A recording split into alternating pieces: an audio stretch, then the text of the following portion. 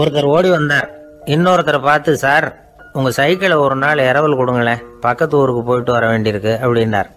இவர் சைக்கிளை கொடுத்து பத்திரமா கொண்டுட்டு போங்கன்னார். சார் இதை பத்திரமா கொண்டு போகிறேன், கவலையே வேணாம், ஏன்னா இது உங்களோட சைக்கிள் அப்படின்னு நான் நினைக்கல, என்னோட சைக்கிளாக நினைக்கிறேன் அப்படின்னார். அதுக்கப்புறம் தான் இவருக்கு உண்மையாகவே பயம் வந்துட்டுது. ஏன்னா அவர் சொன்னது மாதிரி அதை தன்னோட சைக்கிளாகவே நினச்சி தள்ளிட்டு போட்டா என்ன பண்ணுறது? எது எதை நம்முடையதா நினைக்கணுங்கிறதுக்கு ஒரு வரையறை இருக்குது. சில பேர் ஆஃபீஸையே வீடாக நினச்சி விடுறது உண்டு. அப்படிப்பட்டவங்க கூட வீட்டை ஆஃபீஸாக நினைக்கிறது இல்லை. ஏன்னா வீட்டில் இவர் ஆஃபீஸராக நடந்துக்க முடியறதில்லை. இதெல்லாம் ஒரு பக்கம் இருக்கட்டும், இப்போ விஷயத்துக்கு வருவோம். பொறியியல் மேதை டாக்டர் விஸ்வேஸ்வரய்யா இருந்தார் இல்லையா, பாரத ரத்னா விருதெல்லாம் கொடுத்தாங்களே. ஆஃபீஸ் வேலை வேற, சொந்த வேலை வேற அப்படிங்கிறதுக்கு ஒரு உதாரணமாக இருந்தவர் அவர். மைசூர் மகாராஜா கிட்ட திவானா இருந்தார். அவர் ஒரு நாள் அரசாங்க வேலை காரணமாக வெளியூர் போயிருந்தார். ஹாசன்கிற ஊருக்கு பக்கத்தில் ஒரு பயண மாளிகை, அங்கே தங்கிவிட்டார். ராத்திரி அங்கே தங்கி இருந்துட்டு விடிஞ்சதும் ஊருக்கு திரும்புறதாக திட்டம். ராத்திரி தூங்குறதுக்கு ரொம்ப நேரம் ஆயிட்டுது. ரொம்ப நேரம் வரைக்கும் அரசாங்க சம்பந்தப்பட்ட வேலைகளையே பார்த்துக்கிட்டு இருக்கிறார். அரசாங்க ஃபைல்கள் நிறைய இருந்தது. அதையெல்லாம் ஒவ்வொன்றா எடுத்தார், படித்து பார்த்தார், பரிசீலனை பண்ணார். அதில் எழுத வேண்டியதை எழுதினார், கையெழுத்து போட்டார். ஒரு வழியாக அந்த வேலையெல்லாம் முடிஞ்சுது. அதுக்கப்புறம் என்ன பண்ணார்னா, தன்னுடைய சூட்கேஸை திறந்தார். அதிலிருந்து 2 மெழுகுவத்தியை எடுத்து கொளுத்தி வச்சார். அந்த பயண மாளிகையில் அது வரைக்கும் எரிஞ்சுக்கிட்டு இருந்த மின்சார விளக்குகளை அணைச்சுட்டார். அதுக்கு பிறகு அந்த மெழுகுவத்தி வெளிச்சத்தில் சில புத்தகங்களை தொடர்ந்து படிக்க ஆரம்பிச்சிட்டார். அந்த பயண மாளிகையில் பணியாளராக இருந்தவர் இதை பார்த்துட்டு ஓடி வந்தார். மறுபடியும் மின் விளக்கு போடுறதுக்காக போனார். விஸ்வேஸ்வரய்யா அதை பார்த்துட்டு போட வேணாம்ட்டாராம். இது வரைக்கும் நான் அரசாங்க அலுவல்களை கவனிச்சுக்கிட்டு இருந்தேன், அதனால் மின் விளக்குகள் அப்போ எரிஞ்சதில் தப்பு இல்லை. இப்போ நான் புத்தகம் படிச்சுக்கிட்டு இருக்கேன், இது என்னுடைய சொந்த வேலை, இங்கே இருக்கிற மின் விளக்கு அதுக்காக ஏன் எரியணும் அப்படின்னு கேட்டாராம். இப்போ இருக்கிற சில அரசு பணியாளர்கள்கிட்ட இந்த சம்பவத்தை பேச்சோட பேச்சா சொல்லி பார்த்தேன். அவங்களால இதை ஜீரணிக்கவே முடியல. நேர்மை தேவைதான் சார், அதுக்காக அவ்வளவு தூரத்துக்கு அது தேவையா அப்படிங்கிறாங்க. விஸ்வேஸ்வரய்யா அப்படி பண்ணினது தான் ஒரு நேர்மையாளர் அப்படின்னு இந்த உலகத்துக்கு நிரூபிக்கணுங்கிறதுக்காக இல்லை. தான் அப்படி நடந்து காட்டினா தன்னை சுற்றி இருக்கிறவங்களும் அதை கேள்விப்படுறவங்களும் முடிஞ்ச அளவுக்கு பொது வாழ்க்கையில் அரசு பணியில் நேர்மையை கடைபிடிக்க முயற்சி பண்ணலாமே அப்படிங்கிறதுக்காக தான். இப்போவும் சில பேர் இருக்கிறாங்க, இவங்க ஆஃபீஸ் வேற வீடு வேறன்னு நினைக்கிறதில்ல, அவ்வளோ உரிமை. ஒருத்தர் அப்படிதான், அவருக்கு அவசரமாக 5000 ரூபா தேவைப்பட்டது. ஆஃபீஸு பணத்தை எடுத்துக்கிட்டார். அந்த நேரம் பார்த்து ஆடிட் வந்துட்டுது, ஆப்பிட்டுக்கிட்டார். விசாரணை நடக்குது. அவர் சொல்கிறார், சார் நான் நேரம் காலம் பார்க்காம ஆஃபீஸில் வேலை செய்வேன், ஏன்னா அது என்னோட ஆஃபீஸாக நினைக்கிறேன். அவசரத்துக்கு அந்த பணத்தை எடுத்தேன், மறுபடியும் வச்சுடலாம்னு தான் இருந்தேன், அதுக்குள்ளே இப்படி ஆகிட்டுது. நீங்கள் என்ன நினச்சாலும் சரி, நான் ஆஃபீஸ் வேறு வீடு வேறு அப்படின்னு நினைக்கிறதில்ல, அது என்னோட சுபாவம் அப்படின்னார். விசாரணை பண்ணவர் தீர்ப்பு வழங்கினார். உங்கள் சுபாவத்துக்கு மதிப்பு கொடுத்து நானும் தீர்ப்பு வழங்குறேன். நீங்கள் கொஞ்ச நாள் ஜெயிலில் இருந்துட்டு வாங்க, அது உங்களுக்கு கஷ்டமாக இருக்காதுன்னு நினைக்கிறேன். ஏன்னா அங்கே போனாலும் நீங்கள் உங்கள் சுபாவப்படி வீடு வேற ஜெயில் வேறன்னு நினைக்க மாட்டீங்க அப்படின்னாராம்.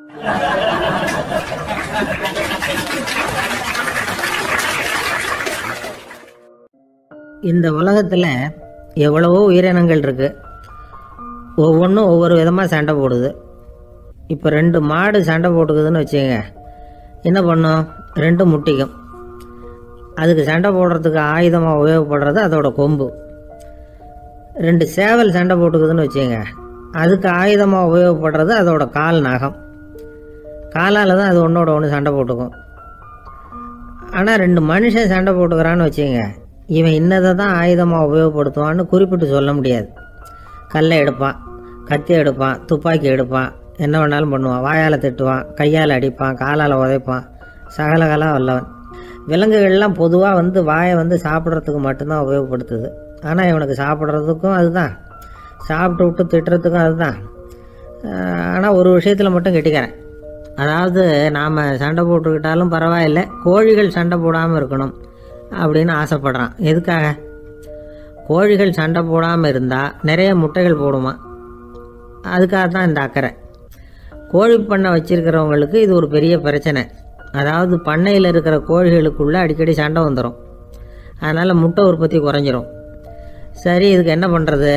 பண்ணையில் போய் உட்காந்துக்கிட்டு தினமும் பஞ்சாயத்து பேசிகிட்டு இருக்க முடியுமா? அமெரிக்காவில் கோழி பண்ணை வச்சுருக்கிற ஒருத்தர் இதை பற்றி யோசனை பண்ணி பார்த்தாராம். ஒரு வழியையும் கண்டுபிடிச்சிருக்கார்.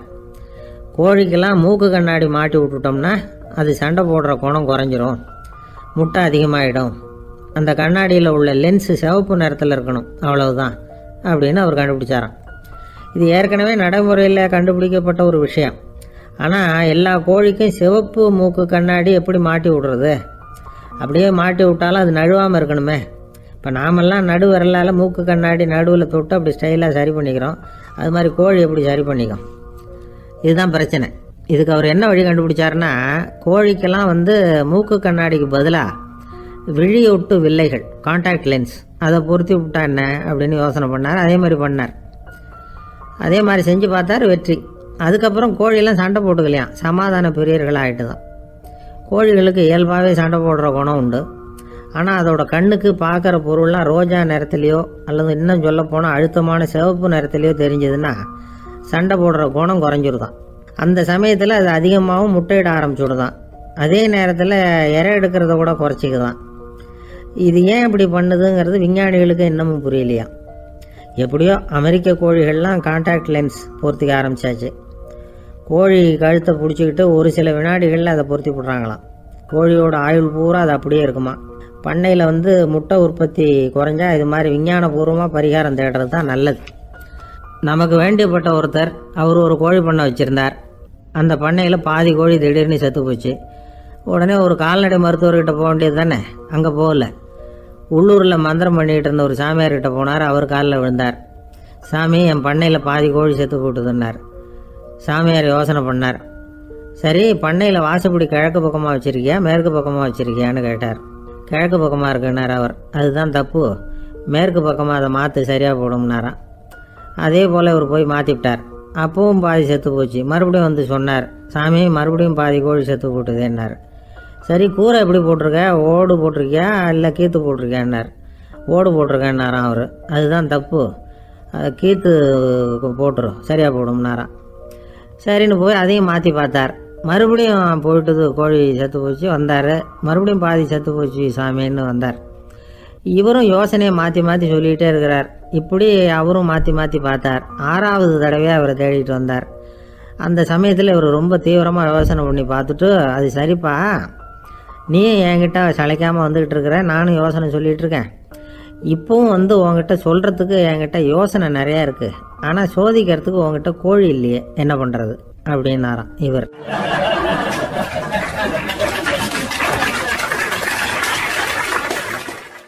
பிரிட்டிஷ் ஆட்சி நடந்துக்கிட்டு இருந்த காலம் 1920களின் கடைசி. அப்போ நடந்த ஒரு உண்மை நிகழ்ச்சி இது. ஒரு கல்யாண மாப்பிள்ளை ரயிலில் இறங்க போகிறார். அவரை வரவேற்க ஒரு ராஜ குடும்பமே காத்துக்கிட்டு இருக்குது. மங்களூர்லேருந்து இறங்குற அந்த மாப்பிள்ளை யார் தெரியுமா? ஒரு நாய். உண்மைதான், அந்த நாய்க்கு தான் கல்யாணம். சுதேசி சமஸ்தானத்து மன்னர்களில் ஒருத்தர் ஜூனாகட் மகாராஜா. அவரோட வளர்ப்பு நாய் ரோஷனாரா. அதுக்கு கல்யாணம் பண்ணி வைக்கணும்னு ஆசைப்பட்டார். மாப்பிள்ளை தேடினார். மங்களூர் மகாராஜாவோட வளர்ப்பு நாய் ஒன்று இருந்தது, பேர் பாபி. இது ரெண்டுக்கும் கல்யாணம் நடத்த முடிவு பண்ணார். திருமணத்துக்கு வேண்டிய எல்லா ஏற்பாடுகளையும் பண்ணுங்க அப்படின்னு உத்தரவு போட்டார். ஆயிரக்கணக்கான அழைப்புதழ்கள், பல சமஸ்தான மன்னர்கள், ஜமீன்தார்கள், பிரிட்டிஷ் அதிகாரிகள், பெரிய பணக்காரங்க, இப்படி நிறைய பேருக்கு அழைப்புதழ்கள் அனுப்பி வச்சாங்க. பத்திரிகையை பார்த்தவங்கெல்லாம் திகைச்சு போயிட்டாங்களாம். இருந்தாலும் என்ன பண்ணுறது, ராஜாவே அழைக்கிறார், போகாமல் இருக்க முடியுமா? அந்த சமயத்தில் நாட்டின் கவர்னர் ஜெனரலாக இருந்தவர் இர்வின் பிரபு. அவருக்கும் ஒரு பத்திரிக்கை போயிருக்குது. வாங்கி பார்த்ததும் அவருக்கு பயங்கர எரிச்சல். உடனே குப்பை தொட்டியில் போட்டுவிட்டாராம். மாட்சிமை தங்கிய பிரிட்டன் சக்கரவர்த்தியின் பிரதிநிதியான தன்னை கேவலம் ஒரு நாயின் திருமணத்துக்காக அழைக்கிறதா அப்படின்னு அவருக்கு ஆத்திரம். இருந்தாலும் கல்யாணம் பிரமாதமாக நடந்துதான். கல்யாணத்தன்னைக்கு பொண்ணுக்கு ஸ்பெஷல் குளியல், தண்ணீருக்கு பதிலாக வாசனை திரவியங்கள், பன்னீர், குளிச்சதுக்கு அப்புறம் அலங்காரம், வைர மாலை, முத்து மாலை, ஏகப்பட்ட அலங்காரம். மாப்பிள்ளையை அழைக்கிறதுக்கு ரயில்வே ஸ்டேஷனில் ராஜ குடும்பமே காத்துக்கிட்டு இருக்குது. அவங்களோட வளர்ப்பு நாய்கள் 250. அத்தனை நாய்களுக்கும் பட்டு துணி போத்தி இருக்குது. முத்து வடங்கள் அணிவிச்சிருக்கிறாங்க. எல்லாம் ராஜ நாய்கள். அதுகளையும் வீதியில் நடக்க விடலையாம். அதுகளை சுமந்துக்கிட்டு போக அலங்கரிக்கப்பட்ட யானைகள் காத்துக்கிட்டு இருக்குதான். மாப்பிள்ளைக்கு வரவேற்பு எப்படி தெரியுமா? அது நடந்து வர்ற பாதை பூரா ரத்தன கம்பளம் விரிச்சிருக்குது. 2 பக்கமும் ராஜாங்க அதிகாரிகள் கைகட்டி நிற்கிறாங்க. அரசு படை வீரர்கள் அணிவகுப்பு மரியாதை செலுத்துகிறாங்க. அந்த நாய் ராஜ மரியாதையோடு நடந்து வருது. நகையெல்லாம் போட்டுக்கிட்டு வருது. அது திருமண மண்டபத்துக்கு வந்து சேருது. அங்கே கல்யாணம் அமோகமாக நடக்குது. இந்த திருமணத்தை முன்னிட்டு அந்த ஜூனாகட் சமஸ்தானத்துக்கு 3 நாள் விடுமுறை வேறு.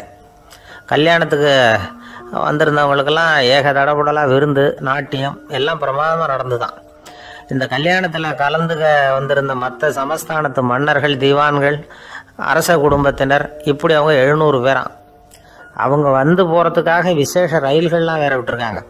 கல்யாணம் முடிஞ்சதும் அந்த நாய் தம்பதிகளோட பெரிய பெரிய மன்னர்கள்லாம் ஒன்றா உட்காந்து சாப்பிட்டாங்களாம். ஏர் கண்டிஷன் அறையில் அந்த தம்பதிகள் கொஞ்ச காலம் வாழ்ந்துருக்குறாங்க. கொஞ்ச நாளில் மாப்பிள்ளைக்கு மரியாதை குறைய ஆரம்பிச்சுட்டுது. வெளியில் துரத்தி விட்டாங்களாம். அந்த பெண் நாய் மட்டும் ராஜ போகங்களை அனுபவித்து வந்து தான். இந்த கல்யாணத்தை பார்த்துட்டு தொடர்ந்து மற்ற சமஸ்தானத்து மன்னர்களும் நாய் திருமணங்கள் நடத்த ஆரம்பிச்சுட்டாங்களாம். இது உண்மையில் நடந்திருக்குது. இப்படி அது இருக்கட்டும். இப்போ நம்ம கதைக்கு வருவோம். ஒரு ராஜாவுக்கு ரொம்ப நாள் கழித்து ஒரு குழந்தை பிறந்து தான். அரண்மனை ஜோசியரை கூப்பிட்ருக்கார் ராஜா. ஜோசியரே, என் மகன் வருங்காலத்தில் சிறந்த வாழ் வீரனாக வரணும்னு ஆசைப்படுறேன். வருவானாங்கிறத கொஞ்சம் பார்த்து சொல்லுங்களேன் அப்படின்னாராம். ஜோசியர் சொன்னார், மன்னா, உங்கள் புள்ள வாழ் வீரனாக வர்றது கஷ்டம். ஆனால் அவரும் உங்களை மாதிரியே நாய்க்குட்டிகள் பேரில் பிரியமாக இருப்பார். அதுகளுக்கு கல்யாணமும் பண்ணி வைப்பார் அப்படின்னாராம். அது எப்படி கண்டுபிடிச்சிங்க அப்படின்னு கேட்டிருக்கார் ராஜா. அரசே, உங்கள் பிள்ளைக்கு வாழ் மேலே உள்ள பிரியத்தை காட்டிலும் நாய் மேலே உள்ள பிரியம் அதிகம்ங்கிறதுக்கான அறிகுறி இப்போவே தெரியுது. நல்லா கவனித்து பாருங்க. அவர் வாழ்னு கத்துறாரு அப்படின்னாரு. கவனித்து பார்த்துட்டு அப்படி எனக்கு காதில் விழலையே அப்படின்னாராம் மன்னர். அதனால தான் சொன்னேன், அவர் கத்துறது வாழ்னு கத்தலை, வள்ளுன்னு கத்திக்கிட்டு இருக்கார். அதனால தான் அப்படி சொன்னேன் அப்படின்னாராம் அரண்மனை ஜோசியர்.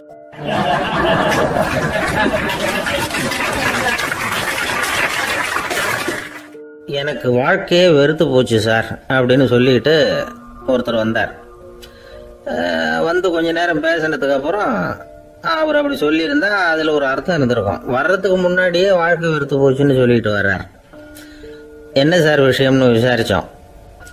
எங்கள் வீட்டில் தினம் 3 வேளையும் ஒரே மாதிரி சாப்பாடு சார், வித்தியாசமாக கிடையாது. இப்படியே 3 மாதமாக சாப்பிட்டுக்கிட்டு இருக்கிறேன். அதை விட பட்டினி கிடந்து செத்துடலாம்னு தோணுது அப்படின்னார். ஒரு பெரியவர் சொன்ன தத்துவத்தை சொல்கிறதுக்கு ஆள் கிடைக்காம தவிச்சுக்கிட்டு இருந்தோம். இப்போ ஒருத்தர் கிடைச்சிட்டார். விட்டுலாமா? உடனே அவரை உட்கார வச்சு சொல்ல ஆரம்பிச்சிட்டோம். அதாவது நாம் அனுபவிக்கிற உணர்வுகளில் களிப்பு, மகிழ்வு, ஆனந்தம், இது 3க்கும் ஒன்றுக்கு ஒன்று வித்தியாசம் உண்டு. மேம்போக்காக பார்க்குறதுக்கு இது 3 ஒன்று மாதிரி தோணும். ஆனால் அது அப்படி இல்லை. களிப்புங்கிறது உடம்பை பொறுத்தது, மகிழ்வுங்கிறது மனசை பொறுத்தது, ஆனந்தம்ங்கிறது ஆன்மாவை பொறுத்தது. இப்படி இந்த 3 வகையான அந்த சுவைப்புகளின் தன்மையும் வேற வேற. இப்போ முதல்ல களிப்புங்கிறத எடுத்துக்குவோம். நம்ம புலன்களுக்கு களிப்பை தரக்கூடிய பொருள்களுக்கு சில விசேஷ குணம் உண்டு. அது எப்படின்னா, சீக்கிரமே சலிப்பை உண்டு பண்ணும். ஒருத்தர் அந்த பொருளை எடுத்துக்கிட்டா அது இன்னொருத்தருக்கு குறைஞ்சிரும். உணவு, உடை, இதெல்லாம் களிப்பை தரக்கூடிய பொருள்கள். இப்போ உதாரணத்துக்கு, ஒரு சாப்பாட்டு மேசையில் ஒரு பாத்திரத்தில் 10 இட்லி இருக்குது. அதில் ஒரு 2 இட்லியை நம்ம தட்டில் எடுத்து வச்சு சாப்பிட்றோம்.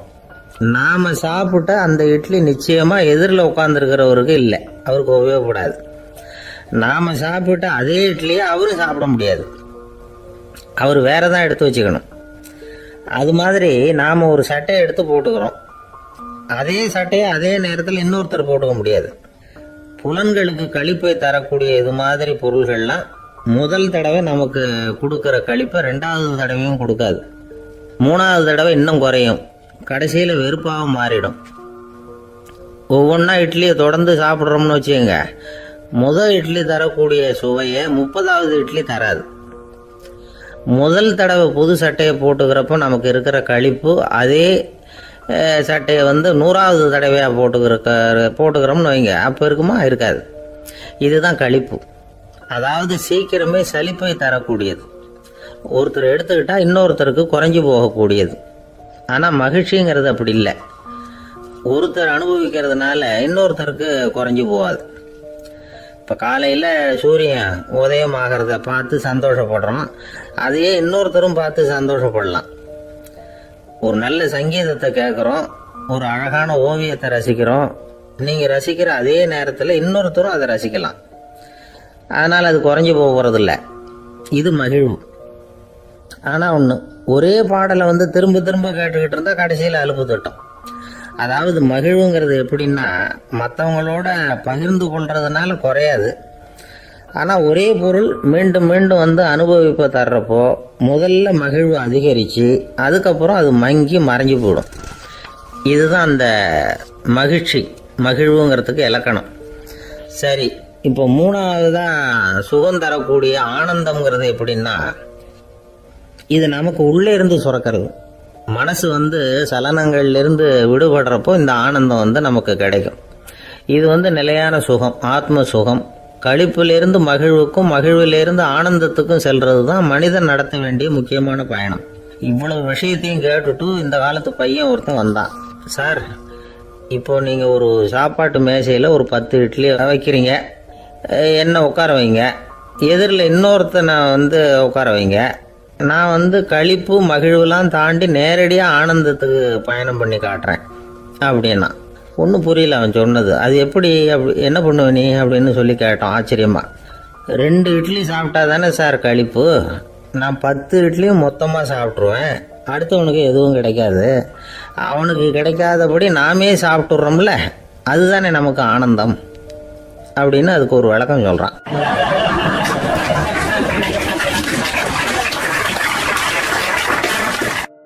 ஒரு ஊரில் ஒரு மன்னர் இருந்தார்.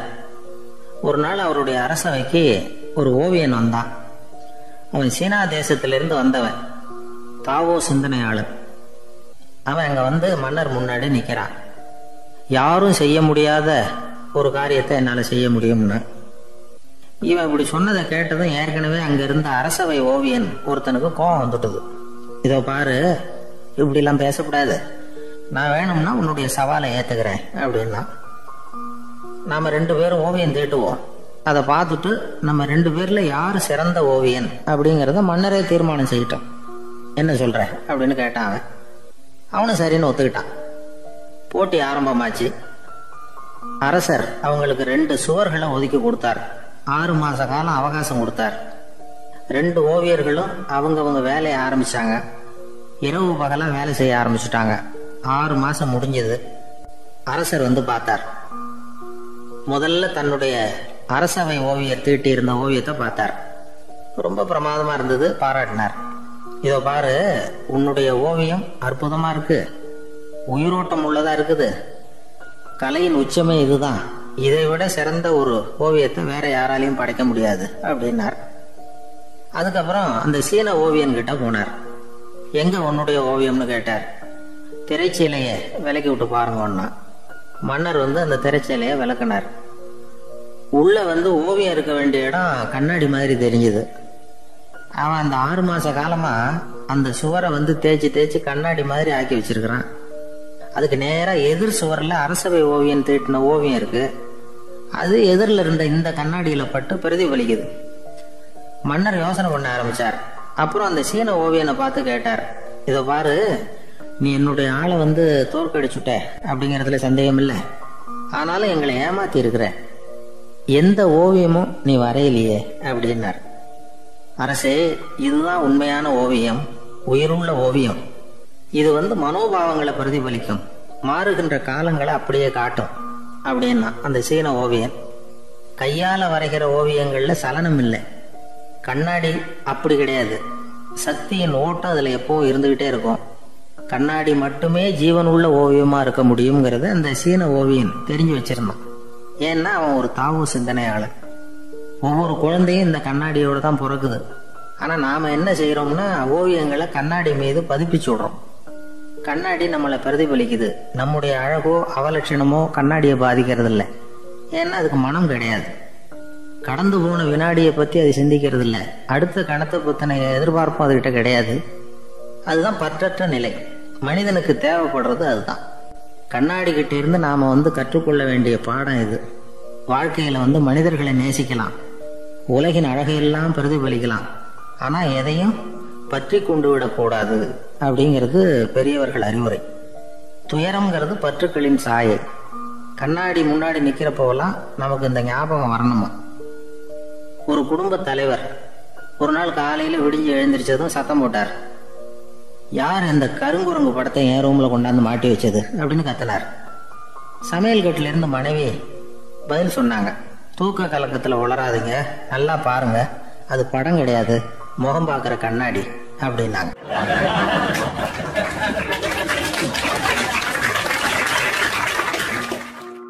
ஒரே ஒரு ஊரில் ஒரு ராஜா இருந்தார்.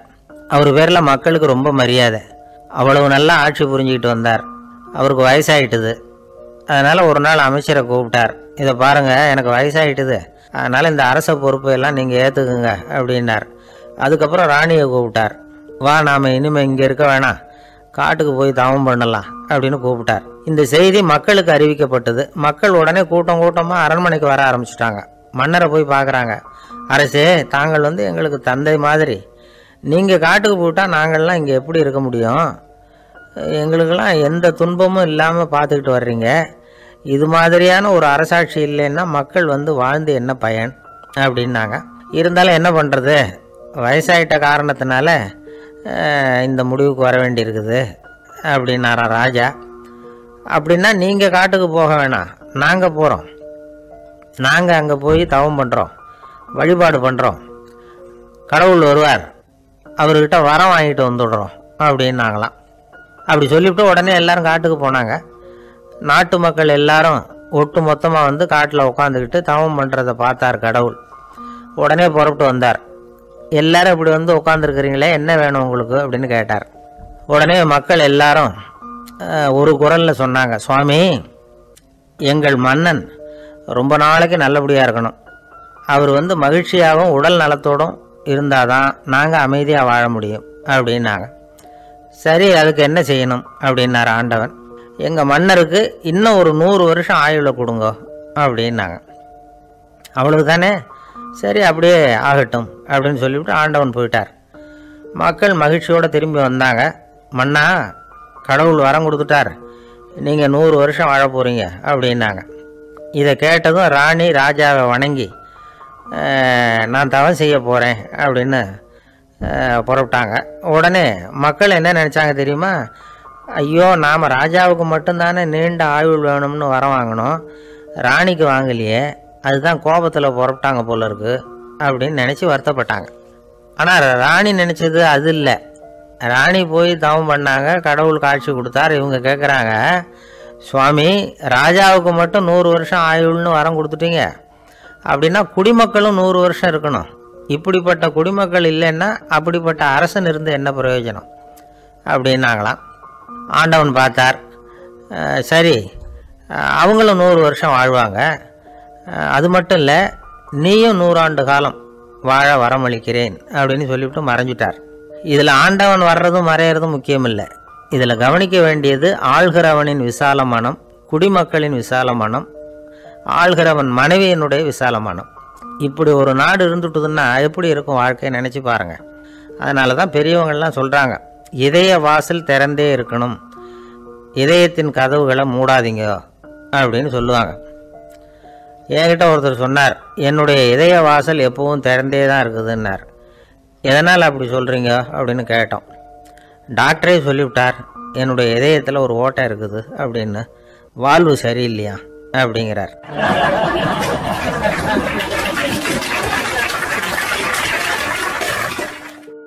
விவசாயிகள் அவங்க விவசாயம் முன்னேறி இருக்கிற அளவுக்கு விவசாயிகளுடைய வாழ்க்கை தரம் முன்னேறலை. அந்த அளவுக்கு அவர்கள் நாட்டுக்காக உழைச்சிக்கிட்டு இருக்கிறாங்க.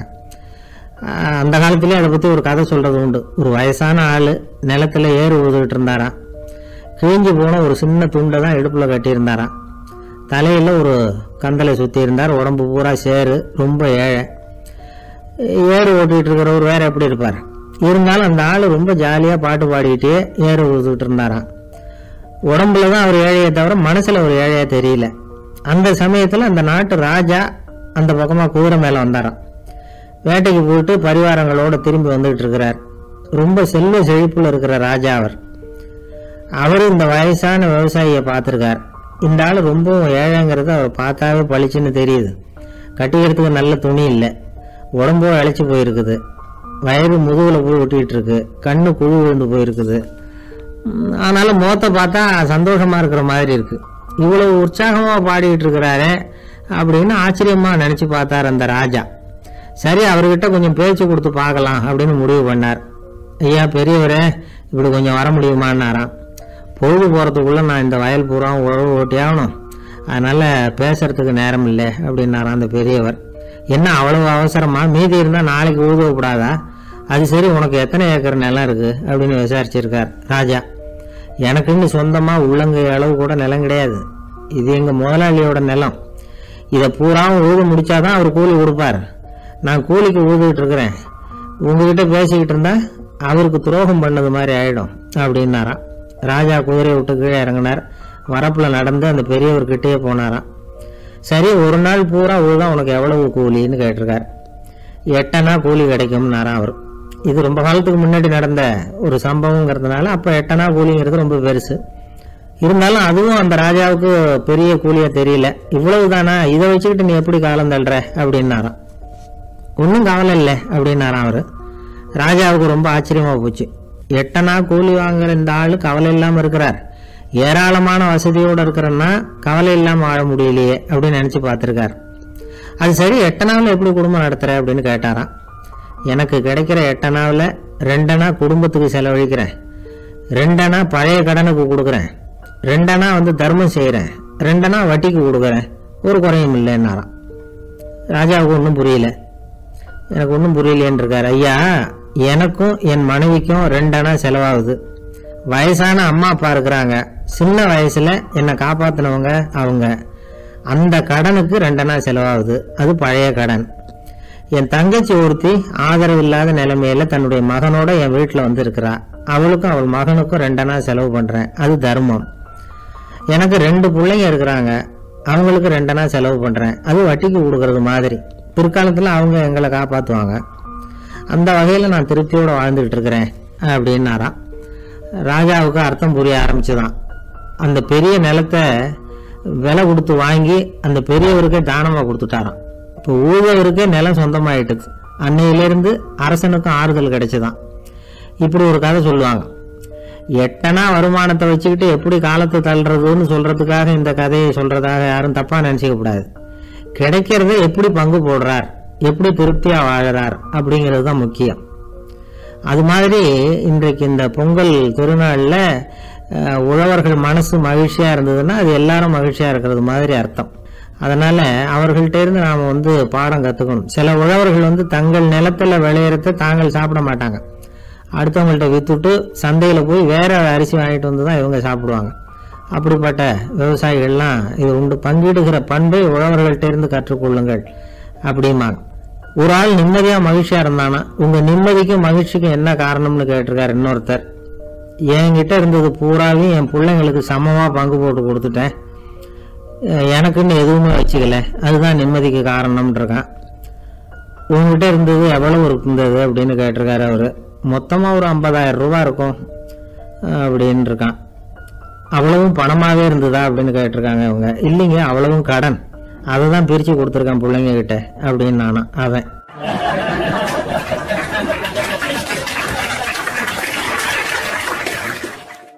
இந்த உலகத்துல எவ்வளவோ உயிரினங்கள் இருக்கு, ஒவ்வொன்றும் ஒவ்வொரு விதமாக சண்டை போடுது. இப்போ 2 மாடு சண்டை போட்டுக்குதுன்னு வச்சுங்க, என்ன பண்ணும்? 2 முட்டிக்கும். அதுக்கு சண்டை போடுறதுக்கு ஆயுதமாக உபயோகப்படுறது அதோட கொம்பு. 2 சேவல் சண்டை போட்டுக்குதுன்னு வச்சுங்க, அதுக்கு ஆயுதமாக உபயோகப்படுறது அதோட கால் நகம். காலால் தான் அது ஒன்றோட ஒன்று சண்டை போட்டுக்கும். ஆனால் 2 மனுஷன் சண்டை போட்டுக்கிறான்னு வச்சுங்க, இவன் இன்னதை தான் ஆயுதமாக உபயோகப்படுத்துவான்னு குறிப்பிட்டு சொல்ல முடியாது. கல்லை எடுப்பான், கத்தி எடுப்பான், துப்பாக்கி எடுப்பான், என்ன வேணாலும் பண்ணுவான். வாயால் திட்டுவான், கையால் அடிப்பான், காலால் உதைப்பான், சகலகலா வல்லவன். விலங்குகள்லாம் பொதுவாக வாயை சாப்பிட்றதுக்கு மட்டும்தான் உபயோகப்படுத்துது. ஆனால் இவனுக்கு சாப்பிட்றதுக்கும் அதுதான், சாப்பிட்டு விட்டு திட்டுறதுக்கும் அதுதான். ஆனால் ஒரு விஷயத்தில் மட்டும் கெட்டிக்காரன். அதாவது நாம் சண்டை போட்டுக்கிட்டாலும் பரவாயில்லை, கோழிகள் சண்டை போடாமல் இருக்கணும் அப்படின்னு ஆசைப்படுறான். எதுக்காக? கோழிகள் சண்டை போடாமல் இருந்தால் நிறைய முட்டைகள் போடுமா, அதுக்காக தான் இந்த அக்கறை. கோழி பண்ணை வச்சுருக்கிறவங்களுக்கு இது ஒரு பெரிய பிரச்சனை. அதாவது பண்ணையில் இருக்கிற கோழிகளுக்குள்ளே அடிக்கடி சண்டை வந்துடும். அதனால் முட்டை உற்பத்தி குறைஞ்சிரும். சரி, இதுக்கு என்ன பண்ணுறது? பண்ணையில் போய் உட்காந்துக்கிட்டு தினமும் பஞ்சாயத்து பேசிகிட்டு இருக்க முடியுமா? அமெரிக்காவில் கோழி பண்ணை வச்சுருக்கிற ஒருத்தர் இதை பற்றி யோசனை பண்ணி பார்த்தாராம். ஒரு வழியையும் கண்டுபிடிச்சிருக்கார். கோழிக்கெல்லாம் மூக்கு கண்ணாடி மாட்டி விட்டுட்டோம்னா அது சண்டை போடுற குணம் குறைஞ்சிரும், முட்டை அதிகமாகிடும். அந்த கண்ணாடியில் உள்ள லென்ஸு சிவப்பு நிறத்தில் இருக்கணும், அவ்வளவுதான் அப்படின்னு அவர் கண்டுபிடிச்சாராம். இது ஏற்கனவே நடைமுறையில் கண்டுபிடிக்கப்பட்ட ஒரு விஷயம். ஆனால் எல்லா கோழிக்கும் சிவப்பு மூக்கு கண்ணாடி எப்படி மாட்டி விடுறது? அப்படியே மாட்டி விட்டாலும் அது நழுவாமல் இருக்கணுமே. இப்போ நாமெல்லாம் நடு விரலால் மூக்கு கண்ணாடி நடுவில் தொட்டு அப்படி ஸ்டைலாக சரி பண்ணிக்கிறோம். அது மாதிரி கோழி எப்படி சரி பண்ணிக்கும்? இதுதான் பிரச்சனை. இதுக்கு அவர் என்ன வழி கண்டுபிடிச்சாருன்னா, கோழிக்கெல்லாம் மூக்கு கண்ணாடிக்கு பதிலாக விழியொட்டு வில்லைகள், கான்டாக்ட் லென்ஸ், அதை பொருத்தி விட்டா என்ன அப்படின்னு யோசனை பண்ணார். அதே மாதிரி பண்ணார். அதே மாதிரி செஞ்சு பார்த்தார், வெற்றி. அதுக்கப்புறம் கோழியெல்லாம் சண்டை போட்டுக்கலையாம், சமாதான பிரியர்கள் ஆகிட்டு தான். கோழிகளுக்கு இயல்பாகவே சண்டை போடுற குணம் உண்டு. ஆனால் அதோட கண்ணுக்கு பார்க்குற பொருள்லாம் ரோஜா நிறத்துலையோ அல்லது இன்னும் சொல்லப்போனால் அழுத்தமான சிவப்பு நிறத்துலையோ தெரிஞ்சதுன்னா சண்டை போடுற குணம் குறைஞ்சிருதான். அந்த சமயத்தில் அது அதிகமாகவும் முட்டையிட ஆரம்பிச்சுடுதான். அதே நேரத்தில் இறை எடுக்கிறத கூட குறைச்சிக்குதான். இது ஏன் இப்படி பண்ணுதுங்கிறது விஞ்ஞானிகளுக்கு இன்னமும் புரியலையா. எப்படியோ அமெரிக்க கோழிகள்லாம் கான்டாக்ட் லென்ஸ் பொருத்திக்க ஆரம்பித்தாச்சு. கோழி கழுத்தை பிடிச்சிக்கிட்டு ஒரு சில வினாடிகளில் அதை பொருத்தி போடுறாங்களாம். கோழியோட ஆயுள் பூரா அது அப்படியே இருக்குமா. பண்ணையில் முட்டை உற்பத்தி குறைஞ்சா இது மாதிரி விஞ்ஞானபூர்வமாக பரிகாரம் தேடுறது தான் நல்லது. நமக்கு வேண்டியப்பட்ட ஒருத்தர், அவர் ஒரு கோழி பண்ணை வச்சுருந்தார். அந்த பண்ணையில் பாதி கோழி திடீர்னு செத்து போச்சு. உடனே ஒரு கால்நடை மருத்துவர்கிட்ட போக வேண்டியது தானே. அங்கே போகல, உள்ளூரில் மந்திரம் பண்ணிகிட்டு இருந்த ஒரு சாமியார்கிட்ட போனார். அவர் காலில் விழுந்தார். சாமி, என் பண்ணையில் பாதி கோழி செத்து போட்டுதுன்னார். சாமியார் யோசனை பண்ணார். சரி, பண்ணையில் வாசப்படி கிழக்கு பக்கமாக வச்சுருக்கியா மேற்கு பக்கமாக வச்சுருக்கியான்னு கேட்டார். கிழக்கு பக்கமாக இருக்குன்னார் அவர். அதுதான் தப்பு, மேற்கு பக்கமாக அதை மாற்று, சரியாக போடும்னாராம். அதே போல் இவர் போய் மாற்றிவிட்டார்.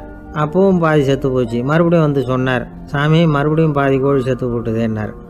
சரி, கூரை எப்படி போட்டிருக்க, ஓடு போட்டிருக்கியா இல்லை கீத்து போட்டிருக்கியான்னார். ஓடு போட்டிருக்கேன்னாராம் அவர். அதுதான் தப்பு, அதை கீத்து போட்டுரும், சரியாக போடும்னாராம். சரின்னு போய் அதையும் மாற்றி பார்த்தார். மறுபடியும் போயிட்டது, கோழி செத்து போச்சு. வந்தார், மறுபடியும் பாதி செத்து போச்சு சாமின்னு வந்தார். இவரும் யோசனையை மாற்றி மாற்றி சொல்லிகிட்டே இருக்கிறார். இப்படி அவரும் மாற்றி மாற்றி பார்த்தார். 6வது தடவையாக அவரை தேடிட்டு வந்தார். அந்த சமயத்தில் இவர் ரொம்ப தீவிரமாக யோசனை பண்ணி பார்த்துட்டு, அது சரிப்பா, நீயும் என்கிட்ட சளைக்காமல் வந்துக்கிட்டு இருக்கிற, நானும் யோசனை சொல்லிகிட்டு இருக்கேன். இப்போவும் உங்ககிட்ட சொல்கிறதுக்கு என்கிட்ட யோசனை நிறையா இருக்குது. ஆனால் சோதிக்கிறதுக்கு உங்ககிட்ட கோழி இல்லையே, என்ன பண்ணுறது அப்படின்னாராம் இவர்.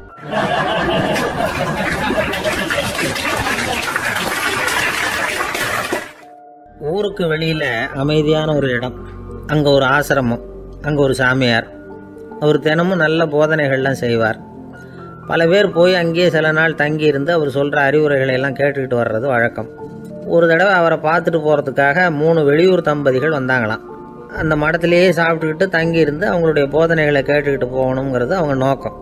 காலையில் குளிச்சுட்டு பூஜையில் உட்காந்தார் அந்த சுவாமி. இவங்களும் குளிச்சுட்டு அந்த பூஜையை பார்க்கறதுக்காக அவர் முன்னாடி உட்காந்தாங்க. பூஜை ஆரம்பமாச்சு. சம்பிரதாயப்படி அது ரொம்ப நேரம் நடந்துக்கிட்டே இருக்குது. இவங்களுக்கு நல்ல பசி இருந்தாலும் இந்த நேரத்தில் அதை எப்படி வெளியில் காட்டிக்கிறது? பேசாமல் இருந்தாங்க. அந்த சுவாமி பூஜையை முடித்தார். அதுக்கப்புறம் பேச ஆரம்பித்தார். பேச்சு அருமையாக தான் இருந்தது, அமிர்தமாக தான் இருந்தது. இருந்தாலும் இவங்களுக்கு இருக்கிற வயிற்று பசி அது சரியாக கவனிக்க விடலை. அந்த சுவாமியே இதை கவனிச்சதா தெரியல. இவங்களுக்கு மனசுக்குள்ளே ஒரு எண்ணம், உள்ளே சாப்பாடு தயாராகிட்டு இருக்கும் போல இருக்குது. இந்த பேச்சு முடிஞ்சது நம்மளை உள்ளே அழைச்சிட்டு போய் சாப்பாடு போடுவாங்கன்னு நினைக்கிறோம் அப்படின்னு இவங்களாம் நினச்சிக்கிட்டாங்க. ஆனால் சுவாமி இதை பற்றி எதுவுமே பேசலை, கண்டுக்கலை. ஒரு அம்மாவால் அதுக்கு மேலே சும்மா இருக்க முடியுமா? முடியல. சாப்பாட்டை கவனிக்கலாமா அப்படின்னு சொல்லி மெதுவாக ஆரம்பித்தாங்க. கவனிக்கலாமே அப்படின்னு உள்ளே அழைச்சிட்டு போனார் சுவாமி. இவங்க ரொம்ப அவசரமாக எழுந்திருச்சு உள்ளே ஓடினாங்க. அங்கே ஒரு மேஜை மேலே ஒரு கிண்ணம் மூடி இருந்தது. இதுதான் சாப்பாட்டு மேஜை போல இருக்கு, இங்கே சாப்பாடு வந்துடும் அப்படின்னு நினச்சாங்க. உடனே போய் சுற்றி உக்காந்துக்கிட்டாங்க. சுவாமி அந்த கிண்ணத்தை எடுத்து அந்த அம்மா கிட்ட கொடுத்தார். அவங்க அதை வாங்கி மூடியை திறந்து பார்க்குறாங்க. உள்ளே ஒரு சாவி இருக்குது. சரிதான், இது சமையலறை சாவி போல இருக்கு. அங்கே போய் அதை திறந்து சாப்பாட்டை நாமே எடுத்துக்கிட்டு வந்து இங்கே வச்சுக்கிட்டு சாப்பிட்ணும் போல இருக்கு அப்படின்னு நினச்சாங்க. சாவி இருக்கு இல்லையா, வாங்க பூட்டு நிறைய காட்டுறேன் அப்படின்னு சுவாமி அவங்கள அழைச்சிக்கிட்டு போனார், காட்டினார். இவங்க அந்த அறையை ரொம்ப ஆவலோடு திறந்தாங்க. உள்ளே பார்த்தா அங்கே அரிசி, பருப்பு, விதவிதமான காய்கறி எல்லாம் இருக்குது. சமையலுக்கு வேண்டிய மிளகாய், எண்ணெய், பால், தயிர், நெய் இப்படி எல்லாமே இருக்குது. அடுப்பு, விறகு, நெருப்பு போட்டி அது கூட அங்கே இருக்குது. சாப்பாடு தயாராக இருக்கும்னு நினச்சிக்கிட்டு போனால் இப்படி இருக்குதே அப்படின்னு சொல்லி அதை பார்த்ததும் ரொம்ப சோர்ந்து போட்டாங்க அவங்க. சுவாமி, என்ன இது சாப்பாடு இல்லையா அப்படின்னாங்க. அதுதான் சாப்பாட்டுக்கு வேண்டிய எல்லாம் இங்கே இருக்குதே. அடுப்பு மூட்டி நீங்கள் தான் அவங்கவுங்க ருசிக்கு தகுந்த மாதிரி சமைச்சிக்கணும். இந்த சன்னியாசிக்கு எப்படி சமைக்க தெரியும் அப்படின்னு கேட்டார் சுவாமி. சாப்பாடு தயாராக இருக்கும்னு நாங்கள் எதிர்பார்த்தோம் அப்படின்னாங்க. நீங்கள் இப்படி சொல்லுவீங்கன்னு நானும் எதிர்பார்த்தேன். இது வரைக்கும் நான் எவ்வளவோ தத்துவம்லாம் எடுத்து சொன்னேன். எல்லாத்தையும் விட இதுதான் அனுபவபூர்வமான தத்துவம். ஆண்டவன் நமக்கு நல்ல மனசை கொடுத்துருக்குறான், நல்ல வாய்ப்புகளையும் தந்திருக்கிறான், அதையெல்லாம் பயன்படுத்திக்கக்கூடிய மூளையையும் சிந்தனையையும் கொடுத்துருக்குறான். அதனால் அடுப்பை தான் நீங்கள் மூட்டணும். அடுப்பு நீங்கள் தான் மூட்டணும். உங்களுக்கு உகந்ததை நீங்கள் தான் சமைச்சு ருசித்து அனுபவிக்கணும். ஆண்டவனே அதை செஞ்சுக்கிட்டு இருக்க மாட்டான் அப்படின்னாரான் அந்த சுவாமி. நம்முடைய வாழ்க்கையில் பல நல்ல பலன்களை பெறறதுக்கு நாம் தான் முயற்சி பண்ணணும். அதுக்குரிய சூழ்நிலையை தான் ஆண்டவன் கொடுப்பானே தவிர அதை விளக்கிறதுக்காக தான் அந்த சுவாமி அப்படி செஞ்சு காட்டியிருக்கிறார். இது ஒரு பெரியவர் இப்படி ஒரு விளக்கம் கொடுத்தார். அதுக்கப்புறம் அந்த 3 தம்பதிகளும் தெளிவடைஞ்சிட்டாங்களாம். நாம் தெளிவடைகிறது எப்போங்கிறது தான் தெரியல அப்படின்னு பல பேர் இதை கேட்டுட்டு சொல்லிகிட்டு இருக்கிறாங்க. இந்த கதையை நம்முடைய நண்பர் ஒருத்தர்கிட்ட சொன்னேன். அந்த நண்பர் ரொம்ப சந்தோஷப்பட்டார். நீங்கள் சொல்கிறது கரெக்டு சார், ஆனால் நான் அதை விட ஒரு படி மேலே சார். எனக்கெல்லாம் அரிசி, பருப்பு இருக்கிற ரூம் எதுன்னு கையை காட்டிட்டா போதும். உடனே கிண்ணத்துலேருந்து சாவியை எடுத்து கொடுக்கணுங்கிற அவசியம்லாம் இல்லை எனக்கு. அப்புறம் எப்படி ரூமை திறந்துருவீங்க அப்படின்னு கேட்டேன். பூட்டை உடைச்சி திறந்துருவேன், அதுதான் எனக்கு பழக்கம் அப்படிங்கிறார்.